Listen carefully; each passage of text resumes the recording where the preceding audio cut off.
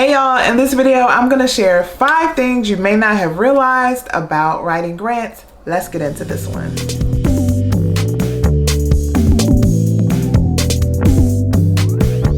Hey y'all, this is Tiffany with Boss on a Budget. I help new and small nonprofits get up and running. So if you need help with your nonprofit, make sure you subscribe to this channel because I drop videos all the time, y'all.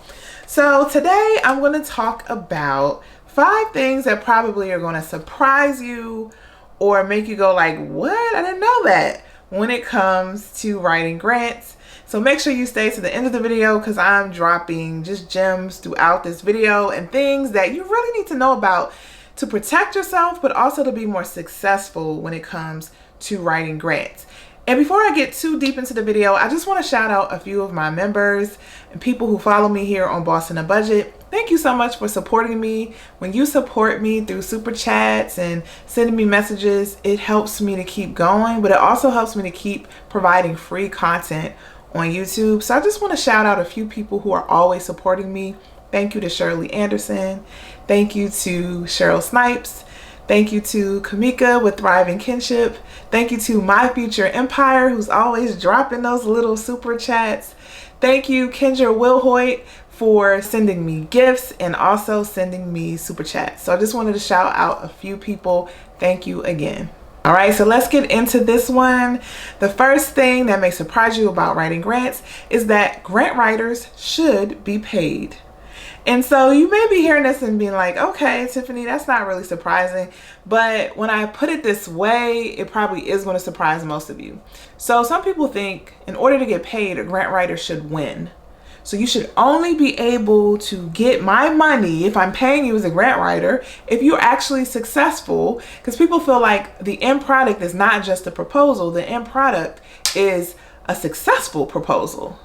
But I want to bring you down to reality and realize that whether a proposal wins or not, that person still had to put in a certain amount of effort and it should be paid. That's just what it is, full stop. Right? And this is excluding people who are willing to volunteer and, write for you for free. I'm talking about when you are really acquiring the services of a professional grant writer, then they need to be paid up front because you're asking them to do something. And again, the end product and the outcome of that work or the deliverable is not a successful proposal. It is an actual finished proposal. But stay with me now because I know you're like, Tiffany, why would I pay somebody if they're not successful? Why would I pay someone if they're not going to be successful? So I'm not saying that you don't want a grant writer to be successful. I'm just saying that if you're paying them contingent on a proposal winning, then that's not fair and that's not ethical. And the reason why I'm saying that is because you winning a proposal is often out of the hands and out of the control of the grant writer. Now, what's in their control is their ability to write a coherent, convincing proposal. Yes, that's completely within their control. What is in their control is their ability to put together your grant package and make sure it's correct. Yes, that's in their control, but the final decision is always up to the grant funder, and the decision is not always based on how good the proposal is. So if a grant writer cannot control the decisions a grant funder makes, then they can't be held to that, and you cannot withhold money from them just because they didn't win. Now, you obviously want to pay a grant writer who can help you win grants, but also if you are a very, very young program and you don't have like a lot of infrastructure in place, you don't have the financial statements to show to a grantor and all that kind of stuff, then that plays a factor too. So it may be too early for you to get a grant writer if you're very, very new and haven't made a lot of impact, you're not very visible yet, then it may be too early to get a grant writer because you're going to be frustrated if you keep losing. So a lot of times your ability to win also depends on your credibility, on your outcomes, on your impact. And if you haven't had the chance to do that, then you cannot blame the grant writer for where your program is. So the question for you is not should you pay a grant writer, it's when it's time for you to get a grant writer. And so I have provided some insight on that in past videos. So I'm linking a video above to help you go deeper into that topic. The second thing a lot of people don't realize about grants is that grants don't always cover tangible things, right? So this is how this plays out. Sometimes people are like, I need equipment for, my program. So I need to buy computers. Can I just get a grant to buy computers? Or I need a bunch of coats because we're getting ready for wintertime for the school year and I want to just go ahead and purchase coats. So sometimes people want to get a grant in order for them to purchase items. And grants don't always give you the freedom and the flexibility to do that. In fact, a lot of grant funders will be like, you cannot use this to just buy other things or buy equipment or buy materials. A lot of times they are very specific about what they want you to spend the money on. And sometimes what they're specific about is those like material or those tangible things. So this is the thing. If you need clothes or if you need food to pass out, then it may be an easier route for you to just ask your community to donate that, or ask your community to donate the money in order for you to purchase that, because it's easier, it's less strings, and it's quicker. Because even when it comes to grants, even if you find a grant that will allow you to buy things like that, it's going to take you a long time to get that money. So if you need that money right away, it may be difficult. And then, y'all, when it comes to government grants, there are often a lot of restrictions about what you can and can't use it for. So you need to make sure you read the fine print and be very clear about the restrictions that are on the particular grant awards that you get. There are some ways you can get around this. So sometimes if you are writing a grant proposal for your program, some of your program costs may need to be like equipment or materials and things like that. And sometimes you can get away with just having that kind of stuff in your budget as a part of your overall program. So when the grant funder funds the program, they're funding some of those expenses because they're all built in. But again, sometimes there's fine print where the funder is saying the money cannot be used and spent on this. So you just need to be very careful and navigate that smartly so you don't make a mistake when it comes to spending your grant money and not have to pay anything back. And again, I just want to point out that funders are different. So some funders will allow you to use grant funding to purchase things, but not all the time. So the point to you is that you should not only be relying on grants, because most grants are restrictive and most grants will not give you the freedom and flexibility to run your program the way you probably need to run it. So think about your program holistically. Think about what it costs to run it well, and then start thinking about the funding sources that will allow you to do that.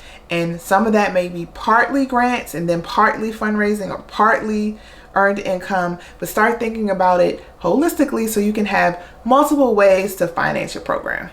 The third thing people don't realize is very much related to what I talked about. Most people don't realize that most grants are restricted. So a lot of people are enticed by grants, and it's really hard not to be, because most times it's a lump sum of money, and I think it's the thrill of it all. Like, this is what I think. I could be wrong. Let me know in the comments. But sometimes you're like, at the idea of you just writing something and then winning thousands of dollars. Can you imagine the thrill of being, someone coming back to you and saying, you won, congratulations. I don't know about y'all, but when I would write grants, it was a little bit of that for me. Like the idea that I could just write something, like I'm in contests and competition with other people, and then if I win, like the feeling of it all. Maybe it's like the Virgo in me that like gets excited about that kind of competition, but they're just very enticing. But even with being enticed by the lump sum of money and the ability to get money in that way, a lot of times there's just red tape. There's red tape to apply for the grants, and then there are a lot of restrictions around how you can spend the money.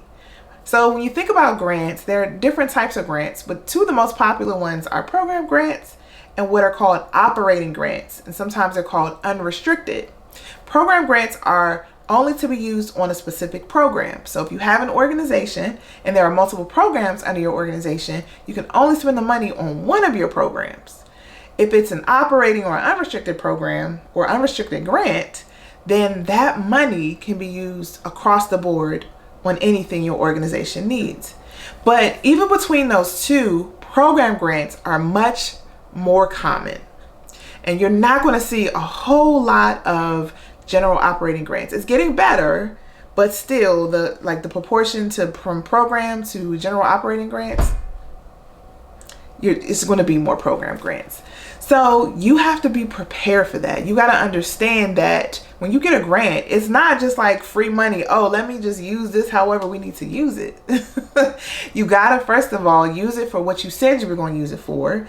Make sure that what you put in your program budget and what you put in your program narrative aligns with your activities. Because if you don't do the things that you said you were going to do with the money, then you're going to have to account for that. And you're going to have to update the funder. And there are some funders who are flexible and will say, okay, as long as you tell them that you're not going to be able to spend the money the way you intended, but here's the way we could use it. Some funders are flexible and will allow you to do that. Some are not. So you just got to make sure you understand what you're working with and what you're dealing with and adjust accordingly. The fourth thing that people don't realize about grants is that grants are not automatically re-upped. Grants are not automatically given year after year after year. Sometimes when people put so much weight on grants that they get complacent and they assume that the grant money will always be there. But there are lots of funders who will say straight up, we're only paying for 1 year and don't ask again until this period of time. They'll straight up say that on the website. There are some funders who understand that continued funding is important and they will fund you year after year. But even with those funders, sometimes they'll be like, man, after 3 years, that's it.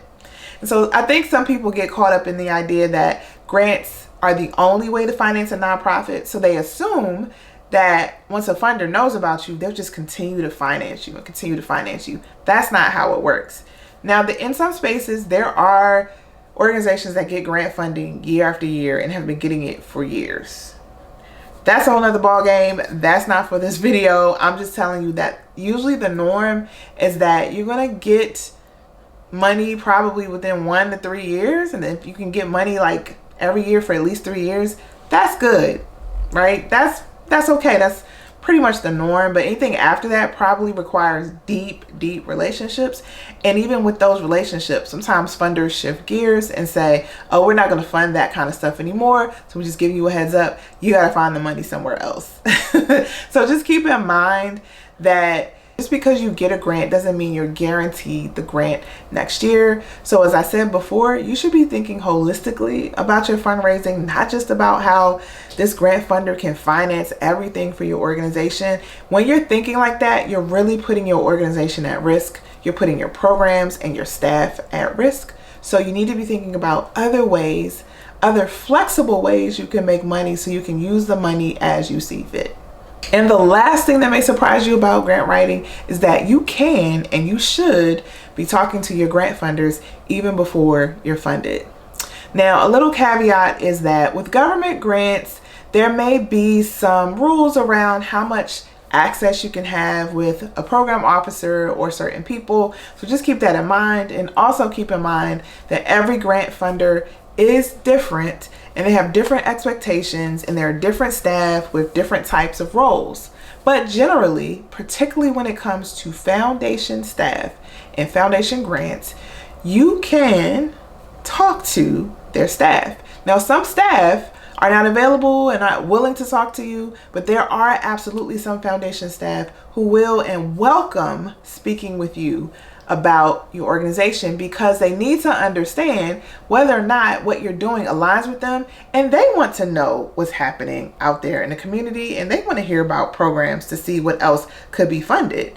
Like, the purpose of a foundation is to fund good outcomes, is to find good programs. So you're providing value to them by letting them know that you exist.